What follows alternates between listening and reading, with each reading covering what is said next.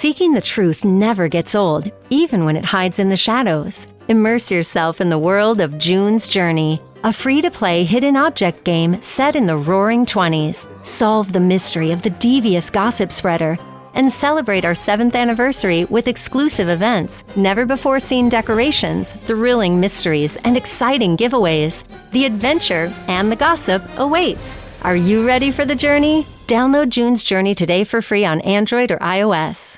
What up, y'all? It's Joe Budden, here to talk about Prize Picks. Prize Picks is the best place to win real money while watching football. You can get up to 100 times your money.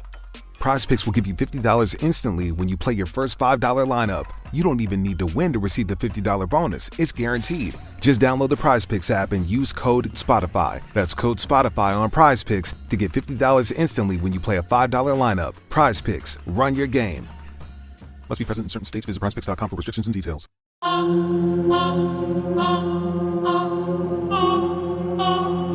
Okay, so before we jump into this week's Serial Killer Whisperer podcast with Laura Brand, this week we're gonna have on Dr. Frank Mann, a psychologist out of Stony Brook, to answer a bunch of psychological questions in regards to development of human development, mind development, and how it relates to serial killers. We have to offer a little bit of a correction from last week's podcast regarding William Suff and his Jane Doe victim that was identified by Los Angeles Sheriff's Department a few months ago and has been in the news. So, Cindy? Okay, so I accidentally said the wrong name. Heather is actually the woman who put Donald Suff in prison last year for the sexual abuse that she endured from him. Her sister Leah was married to Donald Suff, William Suff's brother. So those two names, I accidentally inversed them. So I do apologize for any miscommunication. I wasn't feeling well when we recorded that episode. So please forgive us. Laura was also under the weather a little bit. So we just wanted to put that out there because we do speak to them quite often and we wanted to clarify that. So with that said, let's jump into this week's podcast with Dr. Frank Mann. All right, so we're back with Laura Brand, and we have a new guest today that we've been talking to for a little bit online, and we have Dr. Frank Mann from Stony Brook University. He's a PhD in psychology. And Frank, thank you for being on the podcast with us today. Thanks, so Frank, tell us a little bit about the work you do and what you study. I mean, you have like a bunch of stuff that you do. I was looking at your LinkedIn page. There's a lot of interesting things that you do in the psychology arena. So why don't you kind of give us a little thumbnail sketch on what you do? Sure. Yeah. My publication track record is admittedly eclectic, but I'm a differential psychologist, so I study individual differences. And currently I'm a senior research scientist at Stony Brook University, as you mentioned, in the Department of Medicine. Right now, my work primarily focuses on understanding biological, cognitive, social factors that contribute to mental health across the lifespan. So I'm especially interested in relationships between trauma exposure, cumulative stress, and various psychiatric outcomes, including post-traumatic stress disorder, personality disorders, and also mild cognitive impairment and dementia. I'm also interested more generally in how personality and cognitive ability relate to different forms of psychopathology on the one hand, and then also subjective well-being on the other. And I approach these topics using a whole bunch of theories and methods from individual differences psychology, lifespan epidemiology, and applied statistics, and also some quantitative genetics. So I started off my research in graduate school at UT Austin under the guidance of Elliot Tucker Drob and Paige Hardin, who are both psychologists there at UT. And there, my work really focused on personality risk for antisocial behavior. So focusing on callous, unemotional traits in children and adolescents, and also disinhibited traits like sensation seeking, and how those personality traits kind of combined and intersect with each other, and also with peer and parenting processes to lead individuals to a sort of delinquent set of behaviors. Interesting. Yeah. All right. I can see why Laura would want to speak to you. Exactly. After all of the serial killers that she's been working with for so many years, we talk about this quite often. Like, is it something that can be prevented? Is it something that we can spot in childhood? Is there something we can watch out for? What are the patterns of behavior and clues that we can look at with children so that we can kind of stop these things from happening? So I know, Laura, you had a lot of questions for Dr. Mann. Yeah, So, what I think is interesting, because like every time we talk with Laura and she talks to these serial killers, I mean, a lot of her time is spent talking about their childhood and their upbringing and their origin stories of like how they became who they were. They became, serial killers. So it's interesting to kind of get a, kind of a fully kind of scholastic psychological viewpoint of what, what's being done as far as trying to learn where they're, what's causing them to do this. What are the trigger points? Whether, because we're all like these test tube and these vacuums when we're younger, and, just all the different elements that we have to kind of deal with. And how does that shape? And how does that shape from one person who goes through a very difficult childhood that none of these things happen to them? They grow up to be they become to a very well-functioning person in society, normal, have a normal life. And then the other person has a similar experience and they turn into a serial killer. Right. Some people can overcome it. Some people can't. So Laura, go ahead. The stage is yours. All right. So Laura, why don't you start off asking him some of the questions that you had for him? Because I know when we've been talking about on other podcasts that we always said we got to get someone on to talk about the psychology of all this. So. Right.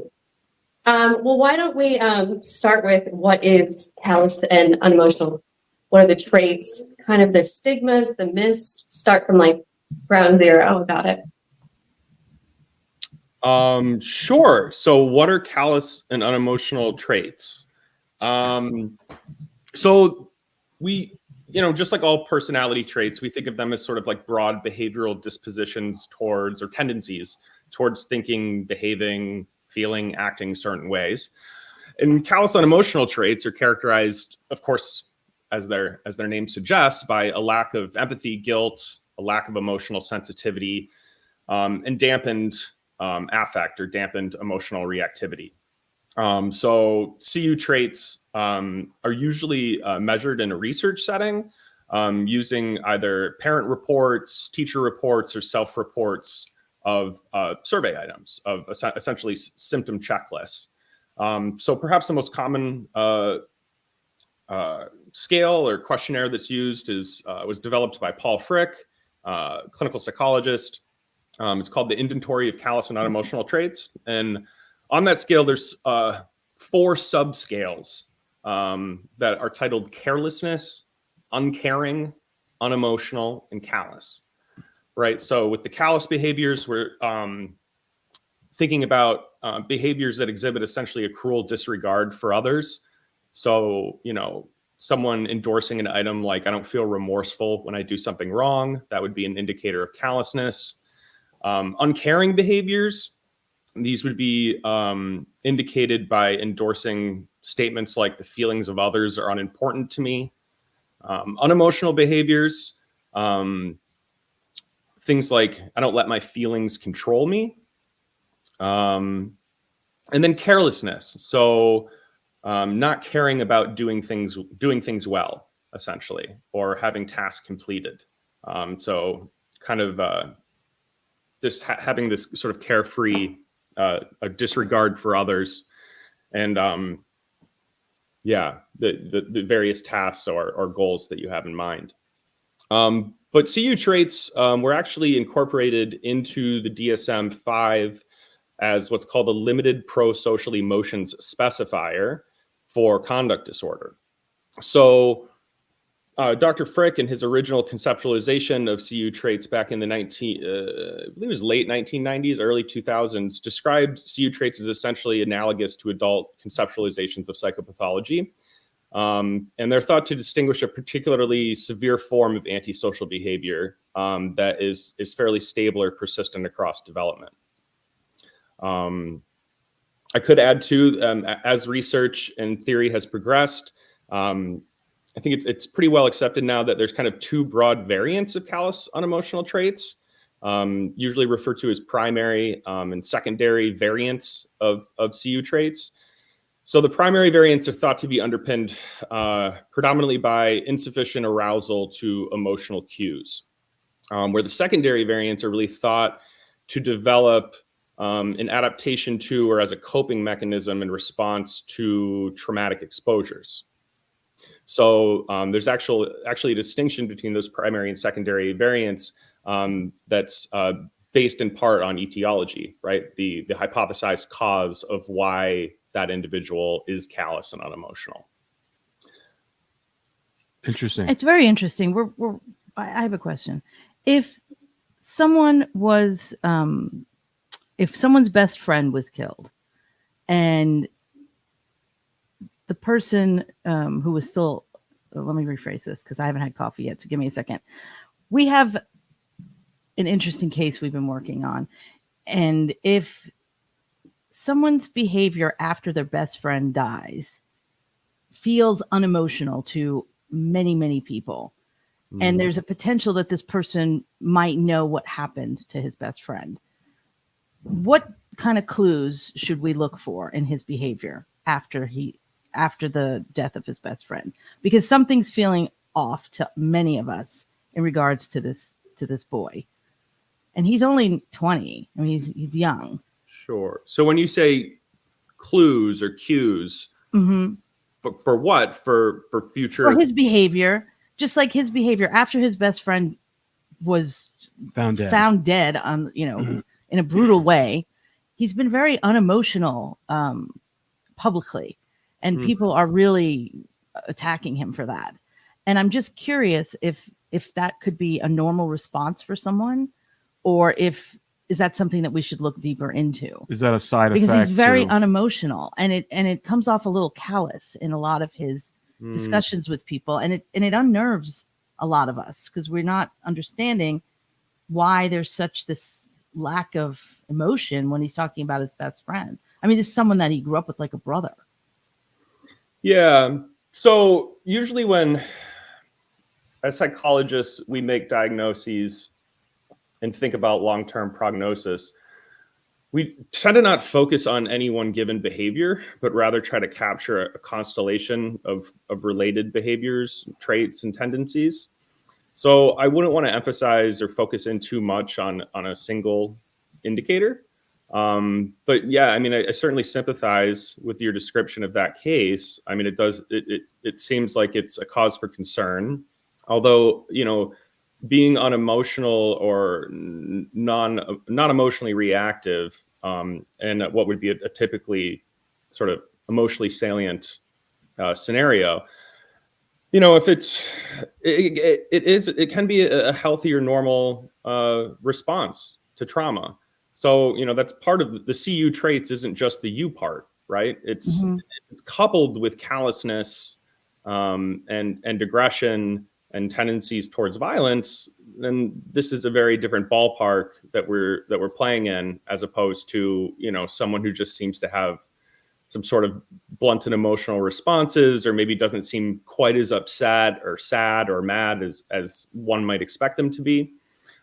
These things can also vary cross-culturally. I mean, different cultures have different expectations for what it is to be a man, right? And so sort of machismo culture, and that men are supposed to be reserved and hold back their emotions and stay strong in these sorts of traumatic scenarios where other families and cultures might not emphasize that as much. So there can be a whole suite of factors that contribute to and play into why a particular individual is behaving or responding in a given scenario. Well, hold on one second. What if they're continuously lying about what happened?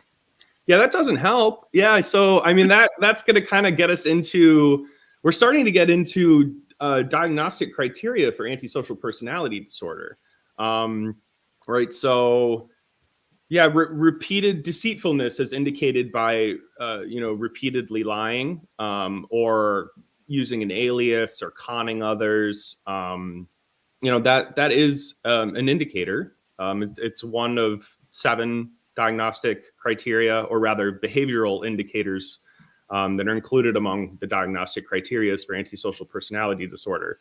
So the more we start adding in behaviors like deceitfulness and lying, you start getting closer and closer to meeting a diagnosis for antisocial personality, which of course is, that's the DSM's way. That's the psychologists and psychiatrists lingo, essentially, for saying that someone's a psychopath. Yeah, I mean, because you can tell as the more this particular person's question, it's just, I mean, to me, it's just like when it's obvious to the average person that something seems off, it usually seems off, I think, but I wanted to ask you a question, and independent of that, this callous unemotional traits in children, is there a specific age where this starts to become more prevalent and you can actually see it as opposed to not seeing it? Oh, that's a great question. Yeah. So, I mean, it's certainly not going to be identifiable in infancy. But I mean, you can start to see behavioral indicators in early childhood. And it's really their persistence through childhood into adolescence and into early adulthood when it starts really ringing the alarm bells for concern. So that sort of developmental continuity is a part of the diagnostic criteria for antisocial personality disorder. You need to have exhibited these sort of norm violations, rule-breaking aggressive behavior prior to the age of 15. And then it needs to have persisted past the age of 18 for at least 5 years. So developmental consistency or continuity is baked into the very diagnostic criteria or definition of antisocial personality. So, if you see these things, not having appropriate emotional responses, lack of emotion regulation and control is normative for children, right? Their brains aren't fully developed yet. And this is true all the way through adolescence. And by adolescence, I don't mean, 13 to 18, but more like 13 to 25. I was going to say 25 is usually when things level off, don't they? If they've not, if you don't exhibit those traits at that point, more than likely you're not going to. You're not going to, yeah, because there's some developmental, or rather neurobiological developmental asymmetry between essentially midbrain regions, the limbic system, and our prefrontal cortex. So adolescents are uniquely situated neurobiologically to be at risk for problematic externalizing behavior because the midbrain, the limbic system, some people kind of playfully refer to it as our reptilian brains, are essentially mature by the age of 16, where the prefrontal cortex doesn't stop developing on average until about 25, right? So you have this the reward center of the brain that's motivating behavior and might lead to sort of disinhibited, impulsive tendencies. That's full-fledged when you're a teenager. But the sort of top-down control, the executive processing, the planning, the emotion regulation that comes from a fully developed prefrontal cortex, we don't have that intact until we're about 25. So you have this window of time, right? With the teenage years between your mid-20s, when there's that developmental asymmetry that puts individuals, broadly speaking, in the population at heightened risk for problematic externalizing behavior. And this is part of the reason that the diagnostic criteria for antisocial personality disorder emphasizes that continuity over time, and individuals needing to be over the age of 18, because a lot of the criteria for antisocial personality disorder would be met by teenagers, but it's not because they actually have, antisocial personalities. It's that they're in this unique window of development, where, put simply, that their brains aren't fully developed yet, which is why we see this sort of increase in problematic behaviors. So this is indicative of the age crime curve. I don't know if you're familiar with that empirical phenomenon, but if you look at criminal behaviors, criminal convictions, both in terms of violent crimes and nonviolent crimes, there's a massive age trend where prior to the age of 13, 14, 15, it's quite low. And you see this big, massive peak in adolescence, and then it kind of gradually declines into later adulthood. So this isn't a trend that's following an individual, but rather capturing individual differences in a population.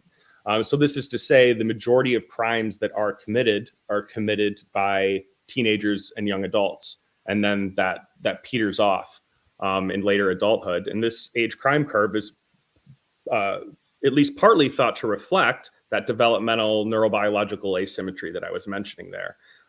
That's the sort of working hypothesis for why we see that age crime curve so highly replicated across so many different samples and populations. Is there a gender differentiation, like between males and females, that trajectory that you just kind of illustrated? Yeah, so, if you compare averages and just overlap distributions for various types of delinquent and criminal behaviors for males and females, I think most people are shocked by how much the distributions overlap, because there's usually a big emphasis on there being gender differences, and that, men tend to be worse offenders, and there are statistically significant average differences, but the distributions primarily overlap. But what you see is at the very tail ends of these skewed distributions, usually antisocial and criminal behavior doesn't really take on a nice, neat, normal distribution. It's usually positively skewed. It's very often even left censored or zero inflated. So there's a whole bunch of people who aren't committing any crimes and aren't delinquent at all. And then the tail ends of these distributions peter out. And it's at the tail ends of the distributions that we see the biggest differences, right? So although there's a slight average difference, if you look at, say, out of 1,000 people, the 10 who are the most violent, they're almost always going to be males. Similar to if you take 1,000 people and say, okay, who are the 10 worst criminal offenders or the 10 most delinquent children, they're almost always going to be males. And those, as you can see, it's the behaviors at sort of the extreme tail ends of the distribution that are going to land people in prison or, lead someone to interact with a juvenile justice system. So that's why we see such stark sex and gender differences and incarceration rates. Right? It's not really about what's going on at the average or the central tendencies of the distribution. It's what's going on at the extreme tail ends of the distribution. And I've seen this in a number of data sets that I've worked with, where if you overlap the distributions of your antisocial behavioral measure, the means are pretty close together, but then you look out at the tail and you see that the majority of those that are at the really high end of that behavioral continuum are predominantly male. Interesting. Laura, you have anything? You're on mute again. Yeah, sorry. Yeah, it's all fascinating. I've been reading a lot of studies that, we found that we can actually teach empathy early on. Oh, you guys there? Yep. Oh, it just glitched for a second. Okay, repeat your question. Oh, I said, I've been reading a lot of studies that we can actually teach empathy when they're young, if they have the callous unemotional traits. Have you come across any research of that? Yeah, there was a well done meta-analysis, I believe it was 2023, that did support the general idea that children with CU traits can show reductions in antisocial behavior and other disruptive externalizing behaviors in response to treatment, which is great news. But they also tend to begin treatment and end treatment with worse symptoms and more problematic behavior than children who don't have CU traits.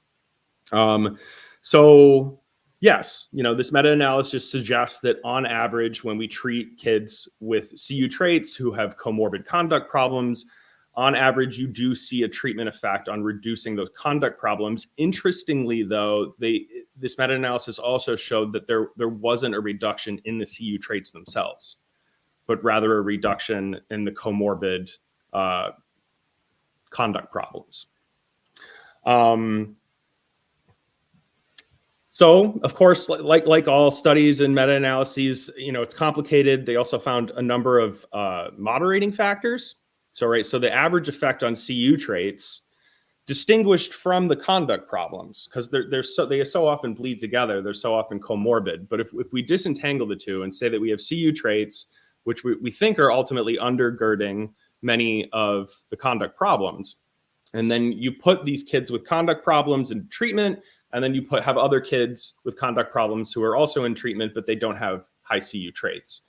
As I mentioned, these treatments are effective at reducing the conduct problems in children both with and without CU traits, but not so effective at least on average, at mitigating the CU traits themselves.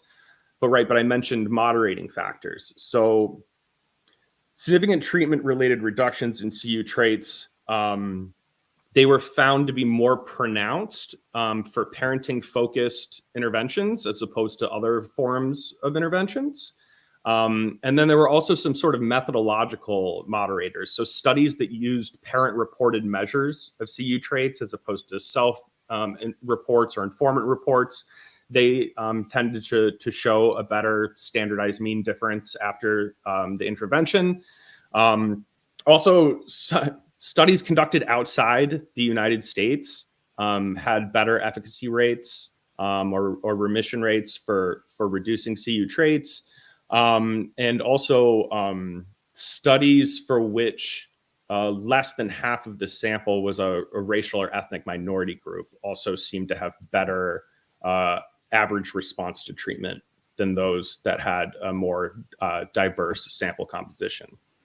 And as to what is ultimately driving these moderating factors, it's going to be some complex constellation of variables that are still up for discussion and research. So yeah, I'm not sure if that answered your question. Well, Laura, I mean, the question I have for you, Laura, that you can kind of relate to him, as far as you dealing with the amount of, serial offenders that you deal with, and you really kind of delve into their childhoods and their backgrounds. I mean, you spend a lot of time talking to these individuals. Mm-hmm. How does this, based upon what Frank is talking about, how much does it come into play with the offenders that you're talking to? And is it just one component? Wait, before we do that though, can we just clarify what the CU traits are? So we're talking about the cruel disregard for others, being uncaring or careless, so not caring about the feelings of others, not valuing or doing things well, essentially. So that would be getting at like sort of the careless features, and then the unemotional features, either having blunted emotional responses themselves or just essentially not letting your emotions control you or drive your behaviors. Why are they called CU traits? Callous, unemotional. Okay. Yeah. I just want to clarify that for the audience. Yeah, he said that in the beginning. No, I know, but. So Laura, I mean, of the people at your, obviously, I would imagine a lot of the serial offenders kind of fall under this classification. Yeah, I mean, a lot of the ones that I talked to, I mean, they grew up in the 40s, so there wasn't a lot of research back then, and people weren't able to recognize it like we do now. He was diagnosed as a teenager with a passive-aggressive personality disorder. Who was this? You broke up just a little bit. You disappeared there for a second. Who? Bittaker was diagnosed with a passive-aggressive personality disorder when he was in his teenage years. And how about some of the others? They didn't have treatment. I mean, they would go to juvie, but, that was it. Well, not so much as treatment as, but based upon what you've learned from them, obviously, and they didn't have the studies and information back then, but basically from the sampling that you're talking to, how many fall under this category, or do they all fall under this category? Do they all exhibit CU traits, the ones that you've been talking to? The majority, I would say. Yeah. It starts, in childhood, the behavioral problems, usually around 12 or 13 is what they start getting into, break the law, committing crimes around that age. Mm-hmm. Yeah. Reflective of that age crime curve. Yeah. Something I should add too so I don't want to discourage the potential efficacy of interventions to treat CU traits. And you could say, well, how can you say that? You just mentioned that a meta-analysis from 2023 showed that on average, interventions might reduce the comorbid conduct problems, but not the CU traits themselves. Yes, I did just say that, but I think it's important to contextualize the fact that meta-analytic estimates are averages. They're weighted averages across many, many studies. Okay, so not only do you have variation across studies, but these averages also aren't reflecting the many individual differences within a given study. Okay, so you can have a study that's run, you can compare symptom severity or some other indicator for treatment efficacy before and after a treatment for different groups of people. You can compare those groups and you can get a mean difference in treatment response across those two groups. If the difference isn't significantly different than 0, we'd say that on average, the treatment isn't effective. But this belies individual differences that are contributing to that mean difference. So although in a particular sample or group of people, the average treatment effect might not be significant, that doesn't mean that there weren't any people in that treatment group that didn't show reductions in the traits. It just means that on aggregate together, the average treatment effect doesn't meet the bar for efficacy, right? So, although average treatment effects might not be statistically significant for reducing CU traits, that doesn't mean that there's not a single kid within that study that showed improvements in emotion recognition and processing that would help to lower those CU traits. It's just on aggregate at the whole, the trend isn't different from 0. Yeah, that's crazy.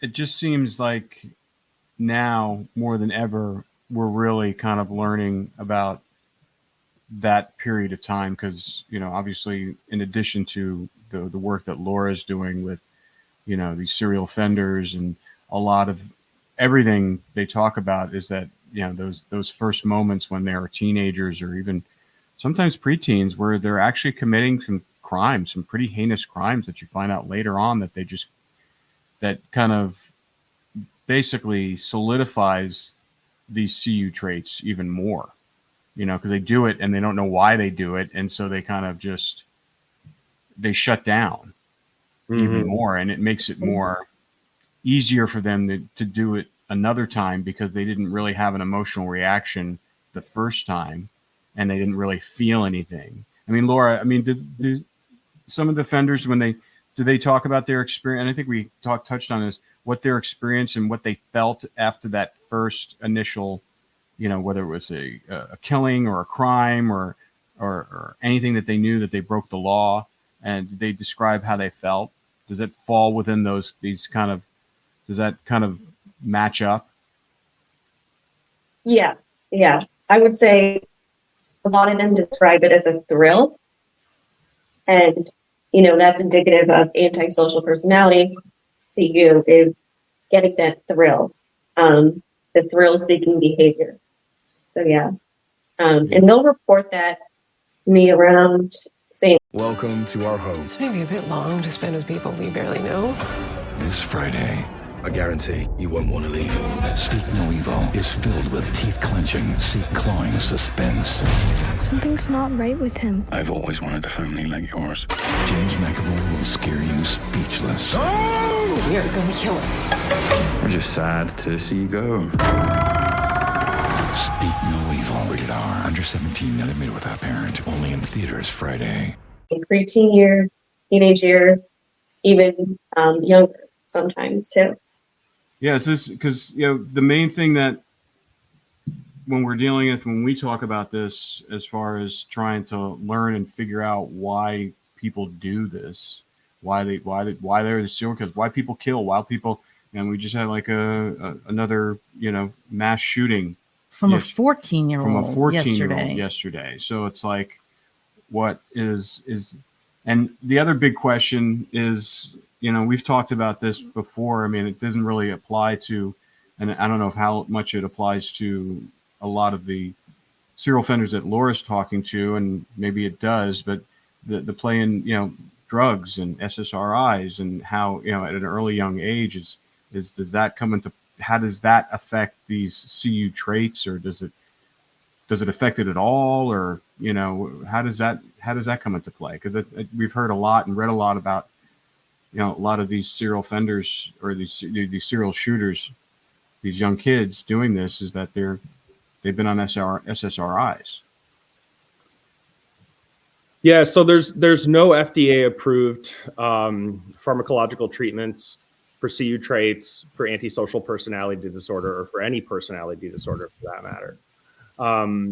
What you do see is use of pharmacological interventions to treat comorbid psychiatric problems, and problems that in previous diagnostic sort of classification systems would have been referred to as Axis 1 diagnoses. So depression, anxiety are the real big ones.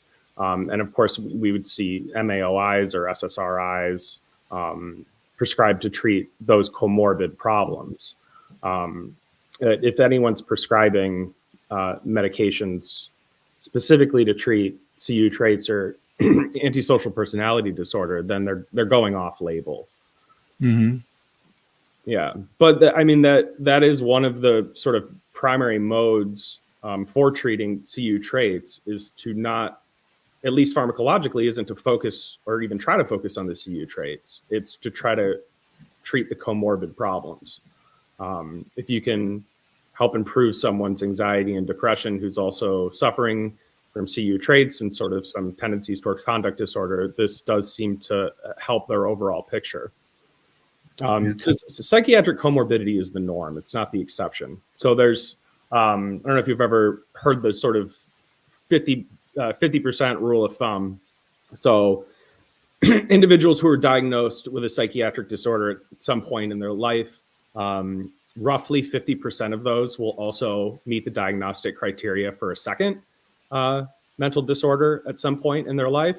Among those who meet the diagnostic criteria for 2 mental disorders across their life, about 50% of them will actually meet diagnostic criteria for 3 mental disorders. Among those who meet diagnostic criteria for 3, about 50% will meet diagnostic criteria for 4, right? So this is the general 50% rule of psychiatric comorbidity. Of course, if you look at, it is a general rule of thumb. I'm working with rough numbers here. If you look at large-scale prevalence studies of comorbid psychiatric conditions, the numbers don't match the 50% rule precisely, but they do follow that general trend, which is why that rule of thumb was coined. So that's my guess for why, just like the case you mentioned, and you say, oh, it seems like so many of these kids are on SSRIs. It's most likely because they're being treated for a comorbid, formerly referred to as Axis 1 diagnosis of depression or anxiety.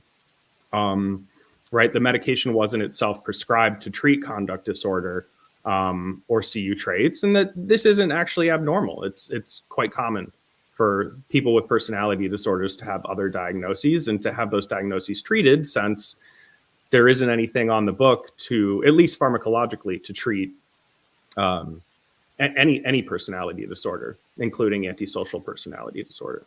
Yeah. Yeah, it was really interesting when Laura was working with Bittaker, and towards the end of his life, he started to emote in a lot of the conversations that she had with him. And we've always had this discussion: is it possible that someone like him who has all these CU traits could learn empathy or exhibit empathy towards the end of his life? I mean, it was just really interesting for us. We were trying to understand why that was happening. He kept trying, and it sounded like he was remorseful in some of the things. Laura, I mean, obviously you can speak to that more than me, but just from the recordings that I've heard. Yeah, because she had a continuum of time there that she was working with him. But so we saw, and she recorded all these conversations, so you actually can hear the change in his voice from when the first time she started working with him till literally right up until his death. And there's definitely an arc where, or is that another CU trait that they can manipulate even through pretending to be empathetic? Yeah. So, I mean, that's of course a possibility. That sounds to me more like, not necessarily indicative of CU traits, but more broadly of antisocial personality disorder, right? Mm-hmm. They tend to be manipulative and for the purpose of, profit, power, gratification, or depicting themselves in a positive sort of light. So yeah, I mean, that remains a possibility. And without, hearing the tapes and knowing the details of the case myself, it's hard to say. I mean, but, maybe he found Jesus, as he reached the end of his life. Who knows, Mm-hmm. Yeah. Yeah. Right. What are some of the environmental factors and societal factors that come into play with CU with people like growing up? Yeah, that's a great question. So couched within this distinction between, primary and secondary variants of CU traits, right? The primary variant is just essentially defined as a blunted emotional reactivity or inability to pick up on emotional cues, where the secondary variant is thought specifically to be an adaptation or coping mechanism or sort of response to extreme childhood neglect and abuse. And undoubtedly, there are cases of antisocial personality coupled with CU traits that seems to have a clear origin in a horrific childhood. That said, there was a meta-analysis done looking at the association between childhood abuse and neglect and CU traits, and it found a correlation of about 0.23 between CU trait severity and the presence or absence of abuse and neglect in childhood. And if you square that correlation, you get what's called a coefficient of determination, or the percent of variance explained. And 0.23 squared is about 5 to 6%, right? So this suggests that childhood abuse and neglect are explaining about 5 to 6% of the individual differences we see in CU traits in the population. So although it's a statistically significant contributing factor, it's not explaining 50% of individual differences. It's not explaining 25% of individual differences. It's statistically significant, but in the ballpark of moderate to small effect sizes in social and behavioral science. So this tells us that it's a contributing factor, but it's by no means the only contributing factor, right? So there's a lot of other hypothesized and sort of scantily researched factors. So neighborhood factors, being in sort of a low SES, high crime, unpredictable, stressful environment, peer relations. So both taking the form of being tormented or bullied by your peers, or also not necessarily being bullied, but just affiliating with and befriending other deviant peers are both risk factors for CU traits and antisocial behavior. It seems like there's at least some evidence that maternal smoking, alcohol, substance use is a contributing factor, which makes sense, right? It's going to lead to a more unstable, unpredictable, stressful home environment for children. There are also malnourishment in childhood or malnourishment of the mother during pregnancy, stress and anxiety and other prenatal stressors, Some have suggested that there's potentially exposure to heavy metals in early childhood could be a contributing factor. And also parental psychopathology is a big risk factor, both because we inherit our genes from our parents, so we're getting some heritable risk. When you have a parent who has some sort of psychiatric diagnosis, and also because it's going to just further contribute to the stress in the home environment. So it's it's a lot. There's a lot of things going. It's a confluence of a lot of different factors. Yeah. And, the state of the empirical science right now is, I'd say probably the most studied environmental risk factor would be childhood abuse and neglect. I mean, to the extent now that, we have had a meta-analysis done. So that tells you that there's at least a dozen or so or more studies. These other factors, I think, are less well studied, but there's at least some preliminary evidence for them. But time will tell how robust and strong those effects are as research continues. There's also a lot of sort of inherent difficulties and obstacles with studying these sorts of things. So with children, they can't give written informed consent. So you need to get the parents' consent in order for it to be ethically permissible. And then once they get into adulthood, many of them end up in prison. And now Laura can speak to the difficulty of getting in contact with folks in prison and, doing case studies. I'm sure she can speak to how incredibly challenging and difficult that can be. And now can you imagine trying to do some large prison population-based study with a couple thousand offenders? And I mean, just logistically, it becomes really, really difficult. And increasingly difficult for institutional review boards, the ethical review committees that approve or disapprove of studies at institutions. It's harder to get your study passed by your IRB and deemed ethically approvable to even do the research once you have these special at-risk populations. Yeah. Laura, can you talk a little bit about that, about like the difficulty of getting, like, I mean, obviously you get full discovery on all these serial offenders, and obviously they've all been, psychologically evaluated, and, how hard is it to really kind of get that information and kind of boil down, what the nexus of what motivated these serial killers to do what they were doing, even at an early age. Yeah. So I was going to say, well, when I started the collective study, it was so challenging. You have to get this large pool in prison who have antisocial personality, get them to sit down, answer very deep questions, 75 of them. It was extremely hard to do. Yeah. Mm-hmm. And then you have to determine whether or not the answers to those questions are even valid. I mean, because you're just going based upon, are they being deceptive? Are they being, are they just telling you what you want to hear? The study weeds out any manipulation. Like, the questions are designed to weed that out. I wanted to develop a study that could help, and anybody in the field who has to work with these offenders to kind of sidestep the manipulation. So the questions are geared towards, them answering it in an authentic fashion, such as there's no right or wrong answer in the study. So there's really no way they can actually manipulate it. Yeah. The other question I had for you, Frank, is that, when you said that some of the problems are the fact that obviously, these children are children, and their parents have to consent to do these things.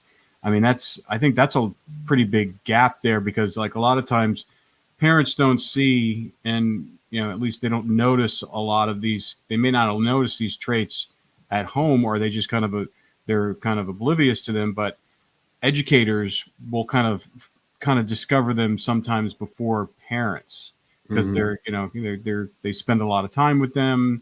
They're testing them constantly, just regular tests and stuff. So it reveals to themselves. So you have that barrier as well of, I guess my question is what kind of systems can in the educational system that can be put into place to kind of identify these things in young people, but at the same time don't make the kids feel like they're being stigmatized because of it. Because I know when I was younger, I had some learning. They thought I had some learning disabilities. I'm sure I had ADHD or something like that because I was just bored in classroom. So they would constantly take me out of class at least once a week to test me, and it always made me feel strange and bad and isolated. And like, what's wrong with me? And they, why do they take me out of class? So can that contribute to a young person's perception of themselves and kind of accentuate these CU traits if they're being kind of looked at under a microscope? Yeah, I mean, the unemotional component of the CU traits themselves suggests that they shouldn't care too much about how they're being singled out. But that's interesting. I certainly sympathize with your own story, and I mean, there's more effective ways. So I presumably they were giving you some sort of ADHD screener or a screener for like a developmental disability, which is a little bit more involved. But the CU traits are pretty. I mean, it's simple and in a sense kind of rudimentary, as is most of psychiatry, right? It's descriptive, it's behavioral. So, you could have parents and teachers complete an inventory of callous and unemotional traits, just a relatively short sort of multiple choice checklist survey. And you could have them complete this with student evaluations, right? Because this is something they do with their students anyways.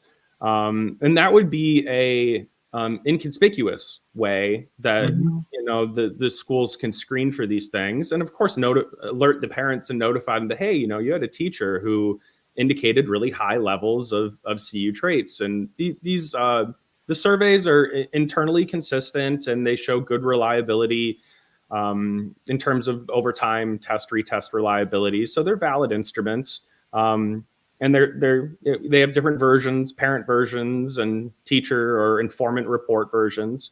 And this seems to me a way of screening for these problems that are low cost and also, don't have the risk of stigmatizing youth amongst their peers, because, the kids aren't going to know what the parents and teachers said on the surveys. It can be done confidentially and in a private manner. So then you don't have the discomfort and social awkwardness of singling out a kid and pulling them out of class over and over again. Right. Yeah. Yeah. That's interesting. They could do it. I mean, that makes sense. Like the teacher's with them all day. Right. They can give them these, random questionnaires, and it's probably very easy for the teachers to spot the CU traits after spending time with them. And it's not, it's not hundreds and hundreds of questions. Right. A teacher can complete an inventory on callous unemotional traits probably in 3 to 5 minutes for each kid, and that's if they're being thoughtful. If they want to whip through it because they say, oh, this kid's fine. This kid's zeros for everything. He's bright, full of joy and alacrity, So even if you were being thoughtful, it might take 3 to 5 minutes. Can you give us like a couple examples of questions that would be on a survey like that would kind of elicit the test for CU traits? Like what would be on a question like that? Yeah. So, I'm trying to think of. Are they like scenarios? Like, if you saw a wounded cat on a street or anything like that, or is it anything like that? Or what is it? No, it's not. It isn't as it's not that sophisticated, or it's not that narrative, I guess is a better word. Okay. I mean, it's pretty straightforward questions. So usually you get those sort of narrative or more lengthy descriptive questions when you're worried about demand characteristics. So some sort of feature about the survey or instrument that would alert the person responding, particularly in the case of self-reports, that would lead to socially desirable responding, right? So you don't want, your participants or the subjects of the survey saying, oh, I can tell from these items what these people are trying to assess. It's something that's bad, so I'm going to lie about it and, make myself look like a socially desirable responder, right? So that's usually when you get, it's those types of surveys where you get that more, the more descriptive narrative sort of question that you just outlined. In the inventory of CU traits, an uncaring item is just the sentence, the feelings of others are unimportant to me. If it was a self-report or if it was a teacher report, like the feelings of others are unimportant to him or her, right? And just a Likert scale, not at all like this person, in the middle, not alike or unalike, or, a 5 would be very much alike this person. Unemotional item from the ICU would be he or she does not let their feelings control them. Right. So there's no hypothetical long narrative of, oh, well, you come across a injured puppy and, or you come across some child who's in need and asking for help. How would you respond? It's not open format like that. It's much more highly structured. And this enables, you don't get as much nuance. You don't pick up on sort of idiosyncrasies that might be telling for a particular person, but you do get a standardized response scale. It allows or better enables analysis of these sort of individual differences in large samples, where it becomes much more difficult to find ways to sort of standardize unstructured open responses to questions. That's interesting. So for kids that do show signs of the CU traits, what would you suggest to those parents? And educators. Yes. Yeah. So there are parent-child interactive therapies, sometimes called like adapted parenting programs, that try to emphasize a system of rewards and sort of positive consequences to improve behavior.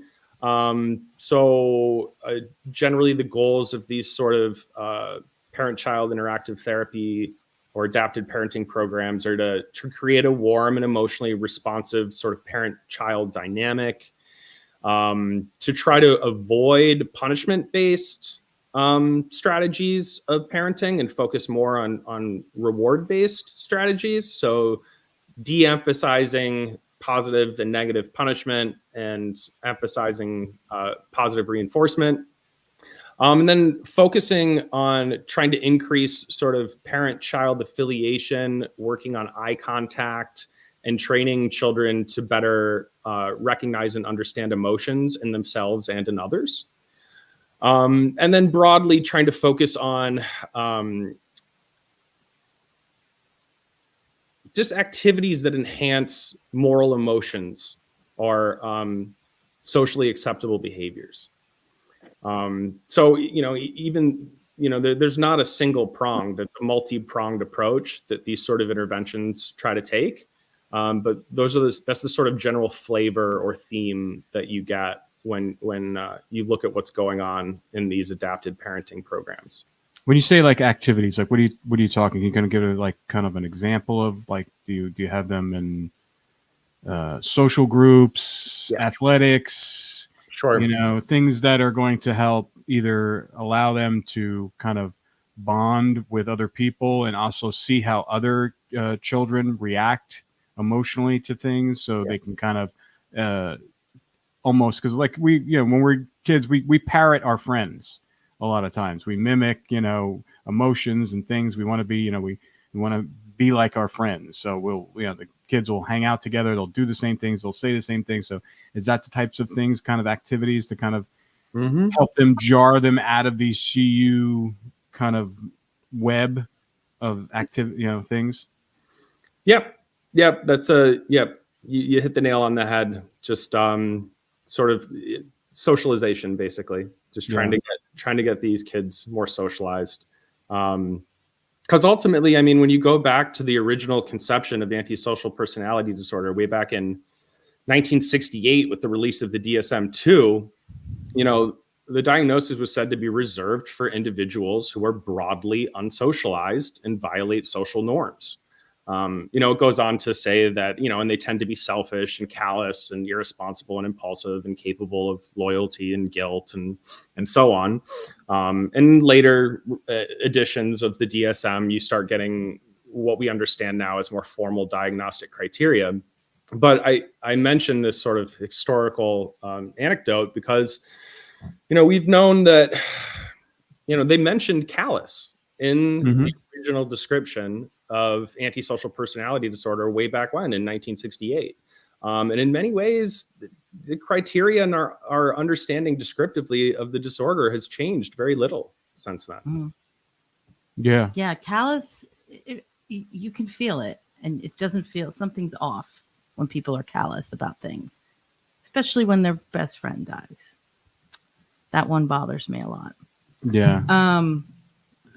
Well, this has been incredibly interesting, and thank you. I think we have what you've done. If you kind of stirred up a lot of questions for us, so we may have to have you back on to kind of to talk about this, because I can tell Laura's kind of she's simmering there, and I think she's going to have a lot of, because normally, you know, she's kind of processing this and kind of putting it through her kind of program in her head, because now she's kind of, I can see she's kind of going through her Rolodex of all her serial offenders, trying to piece together like whether or not this stuff is really applicable. But, you know, I mean, to me, it's like, my last question to you is what's the difference between this type of CU traits? Is it kind of, does it go across the spectrum in all kind of humanity, or is there some countries that kind of handle it better than others? I mean, you know, I think we're at a pivotal point here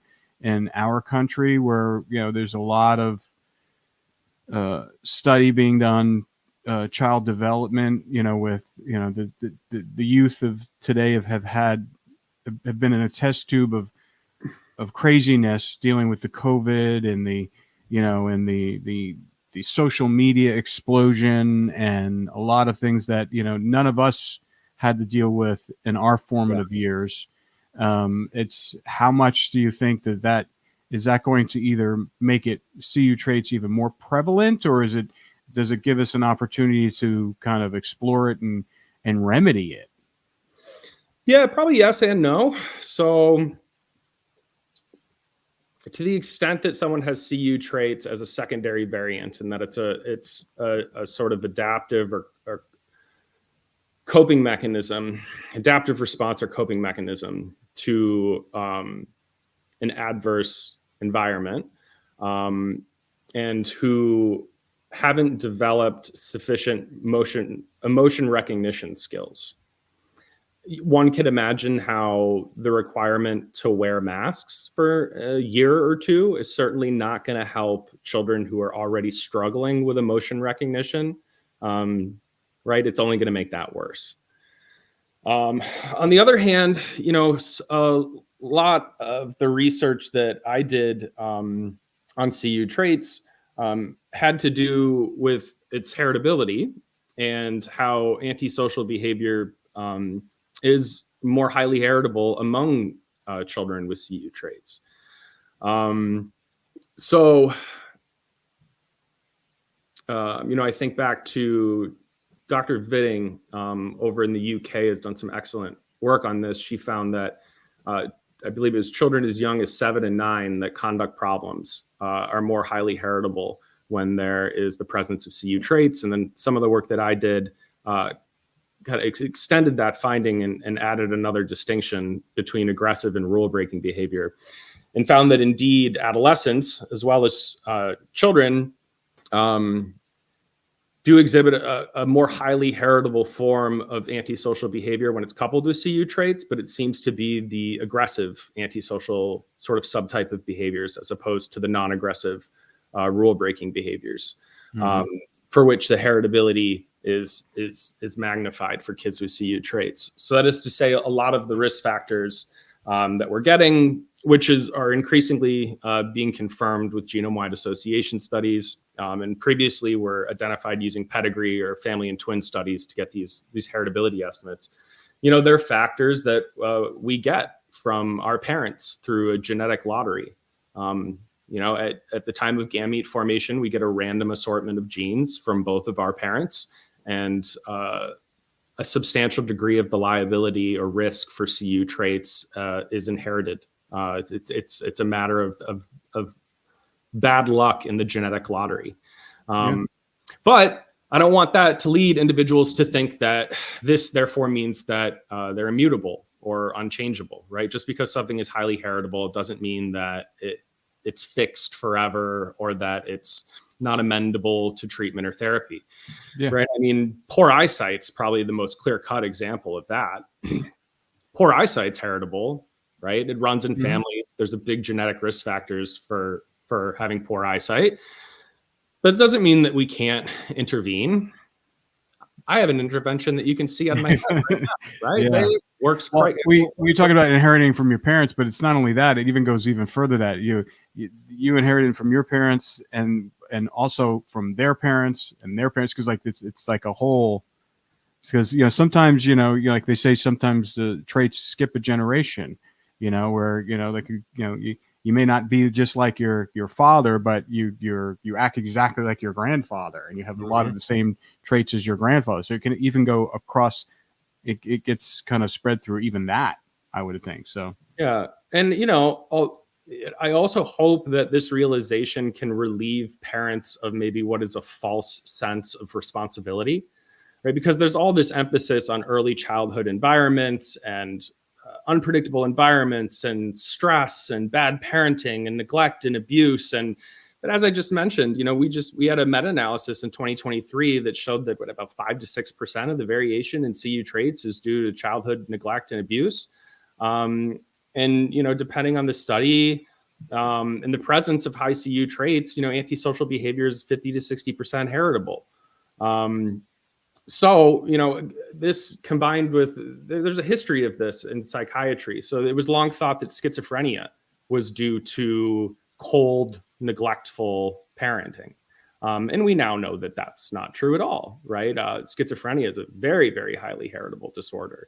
So there have been times in the past when a sort of preliminary or cursory understanding of a psychiatric phenomenon has led society broadly to blame parents when the blame is not with them, and I do worry that we might be doing something similar when it comes to CU traits by emphasizing the early childhood environment and neglect and abuse so much. Then, you end up with a parent who sees their kid has some conduct problems. They seem to be a little callous and unemotional. And then they start thinking, oh gosh, what did I do wrong? Right? Like it must be me who messed up my kid some way, because, that's what all the emphasis and discussion is on, is early childhood environments and parenting and abuse. And so, I hope your listeners that have tuned in today who might be having those kids can also just say, it also might not be my fault as the parent. It might just be bad luck, right? Like they just, bad luck in the genetic lottery.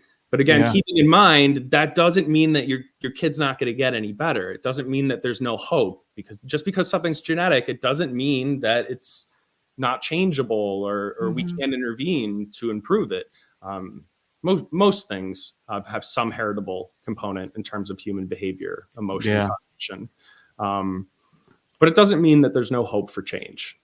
Well, that's good to know. I mean, because a lot of times you feel like we're dealing with all these horrific serial killer stories and Laura's study, and it just you think it's just were these people, these killers, are they just bad seeds? Were they born bad seeds? Was it nature versus nurture? That's what we're always trying to figure out. What was it in their past and their upbringing that triggered them to all these different traits, and the CU traits, the antisocial behavior that kind of led to them and made them want to experiment by killing someone for the first time and realizing, oh, I can do this again, and I can do this again, and I can do this until they eventually get caught. And then and then you're like, oh, then we got to look at these people. It's like we're always, a lot of the times we're kind of not reverse engineering it. We're just trying to figure out, we're always in after the fact, well, what made them do this? You know, like, I think that's the biggest thing that what Laura's trying to do is just through her study and talking to these extremely disturbed people, like, you know, as far as the, you know, what can we learn from them to kind of at least find the warning signs. And the same things with the CU traits in young people here. What are these traits? Because no one's been able to really crack that nut yet, because you can't study everybody all the time, every time. So everybody's going to be isolated. So it's not until we get them into that test tube in a quote unquote prison environment where they can't do anything, and you have them under a microscope. So I think I don't know what the future is for that as far as being able to kind of prevent that, but but I do think both the work you're doing and the work that Laura's doing is kind of laying the foundation to kind of come up with some sort of roadmap so we can kind of identify these things. I think, like in these school shooters, I mean, we had one in my daughter's high school, and it's like they seem to be identifiable beforehand.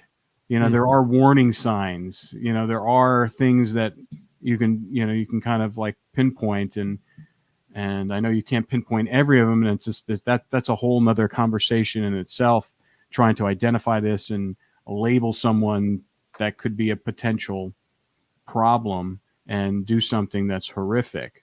So I don't know what the answer is, but I think the work that both you and Laura are doing is integral in at least trying to find out some answers. Yeah. I think, you mentioned that this is a nut that we have yet to crack. I like that. I like that phrasing. I think that part of the reason of our inability to crack this nut more so than we have is that it might be due to some sort of misconceptions or myths about antisocial personality disorder. This idea that it necessarily means violence, or it's somehow synonymous with serial killer, or that it's even the most useful way to distinguish, describe, or categorize people who exhibit delinquent, criminal, or otherwise problematic externalizing behavior. So, the diagnostic criteria in the DSM, you can have essentially no overlap in behavioral indicators and be diagnosed with the same disorder. So if you have to meet 4 out of 7 criteria, well, then there's one, I guess, that's overlapping, right? But you can have people with the same diagnosis, but who have very different behavioral indicators. And in psychiatric research or research on developmental psychopathology, there are more useful distinctions, I think, out there than just a binary diagnosis of whether or not someone meets the criteria for antisocial personality. I mean, first, I think it's probably just wrong to think about these people as sort of categorically distinct from others in the population. I don't think that people with antisocial personality disorder are a discrete class of individuals or a natural taxon. I think they lie on a continuum in the population, and that it might be more accurate and more helpful to think about psychopathology as essentially extreme, unique combinations and manifestations of otherwise healthy and normal tendencies and ways of behaving. So we all have personalities. We can be described continuously as high or low on a wide range of different traits. And people that we currently diagnose with antisocial personality disorder have a sort of unique combination of extremes on these personality trait continua, but aren't really categorically distinct from other humans, or a rather natural human variation. It's just the extreme ends of that natural human variation that is leading individuals to commit these behaviors or commit these acts. And as I mentioned, I think there's more useful distinctions empirically for identifying really bad sort of long-term prognosis for criminal or delinquent behavior. So we have early onset versus late onset. This is an empirical distinction you see in a lot of studies that is a useful sort of modifying factor. Are behaviors aggressive, or are they non-aggressive rule breaking? Right? You can get a diagnosis for conduct disorder for a child, and it can all essentially be non-aggressive rule breaking behaviors. You can have another child who's diagnosed with conduct disorder who's exhibiting aggressive and violent behavior. So is the important distinction whether or not the child has this diagnosis of conduct disorder? Maybe not so much. Maybe the more important distinction is, are the behaviors that are getting them the diagnosis aggressive behaviors, or are they non-aggressive sort of rule-breaking behaviors? That might be a better predictor for how they're going to fare long-term in terms of their life outcomes than just whether or not they meet the criteria for a diagnosis. And then the other distinctions the other two that you see a lot in empirical literature, right? There's early versus late onset. There's aggressive versus non-aggressive rule breaking. Another distinction, which we've talked about quite a bit today, is the presence or absence or CU traits, or being really high or being really low on CU traits. And then a distinction between life course persistent or sort of adolescent limited behavior. So delinquency and risk-taking behavior is really common in adolescence. Yeah. And for most people, it stays in adolescence. They age out of it. Right? They grow out of it. Out of it. Yeah. And it's just a subset of individuals who really show this sort of life course persistent, to steal terminology from Moffitt, this life course persistent behavior. And these distinctions, early, late onset, aggressive, non-aggressive, CU traits or non-CU traits, life course persistent or adolescent limited, they seem to map onto each other, right? So the early onsetters tend to be the more aggressive behaviors. They tend to have CU traits, and these are the individuals who tend to have that life course persistent pattern. Where the late, and by late onset, I mean adolescence as opposed to childhood, but the late onset individuals who have low CU traits, they tend to exhibit more non-aggressive rule-breaking behaviors that tend to also be limited to adolescence. So these are the sort of empirical distinctions that have been proven to be useful empirically for predicting long-term outcomes, for distinguishing developmental trajectories. So shifting of our focus away from these binary diagnostic categories of either you are or you aren't an antisocial person, to these more empirically grounded distinctions, again, early, late onset, aggressive or non-aggressive, high or low CU traits, and is it adolescent limited or is it life course persistent? That those distinctions are going to be more useful not only for understanding long-term course, but also aiding in continued research and continuing to broaden our understanding of the causes and correlates and consequences of these sorts of behaviors. Wow. That's a lot. That's a lot. Yeah. Yeah. I felt like I just took a class here. And it was great. It was great. Thank you so much. Yeah, no, it is. This has been wonderful. We'll definitely want to talk to you again. Yeah. It's been a pleasure. I really enjoyed coming on and chatting with you. And don't hesitate to reach out if you think of other questions or. Oh yeah, trust me, we're going to have a lot more questions because now that we kind of know exactly what your field of study is and how you look at things. And I think Laura will echo this, is that it because we're always looking for new tools to kind of look at these criminals and find out, well, why'd they do this? What made them do that? And a lot of what you're talking about kind of solidifies some of the things that Laura's been looking into and gives, it makes sense. It starts making sense. You start going back and you're going, well, this makes sense now. Yeah. This is why this person did this. But thank you very much. Thank you so much, Dr. Mann. Okay. Yeah, you're welcome. It was a pleasure. All right. Take care. Bye. Take care. Bye, guys.